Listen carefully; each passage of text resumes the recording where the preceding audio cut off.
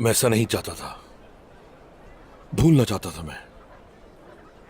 लेकिन तुमने देखा कि क्या किया उन्होंने हमारे लिए? जिंदान। चेर कोता है, अगर उन्होंने तुम्हें जिंदान में न डाला होता तो रुकते ना। उन्होंने औरहान साहब और मेहमद साहब की जान बचाई है, तुमने देखा नहीं?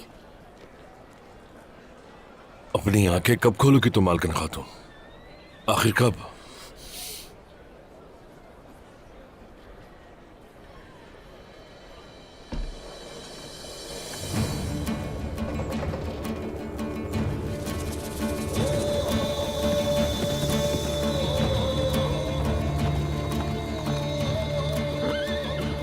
ऐ लोगों, गौर से सुनो। चेर कोता है, बोरान साहब यहाँ क्या कर रहे हैं? मेरे पास आपके लिए एक अहम खबर है। अहम खबर? कैसी अहम खबर? खैर है यकीनन।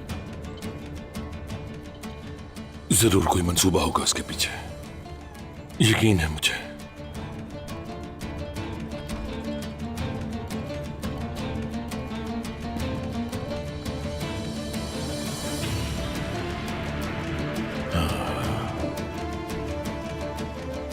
गाजियों के सरबराह काई के अजीम सरदार उस्मान साहब ने शहजादे औरहान को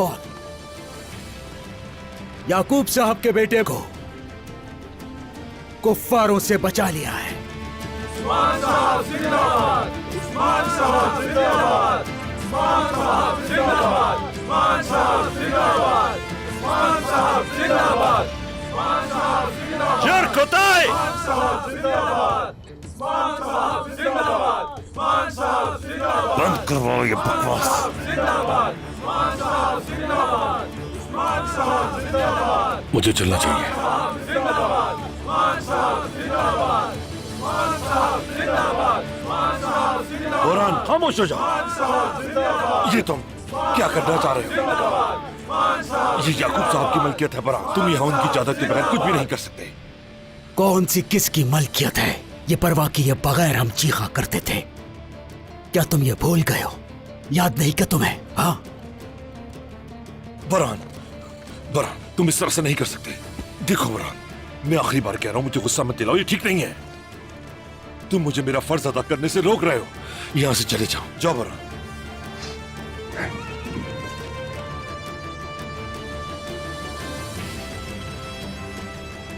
याकूब साहब ने तो तुम्हें वाकई काबू कर लिया, लेकिन मुझे यकीन है मेरा भाई वापस आएगा। तुम करमयानों के साथ रहकर उन जैसे हो गए हो। रुक जाओ, बात सुनो। देखो देखो बरान, कोई ऐसा है जो तुम्हारी जान के पीछे पड़ा है। बैठो।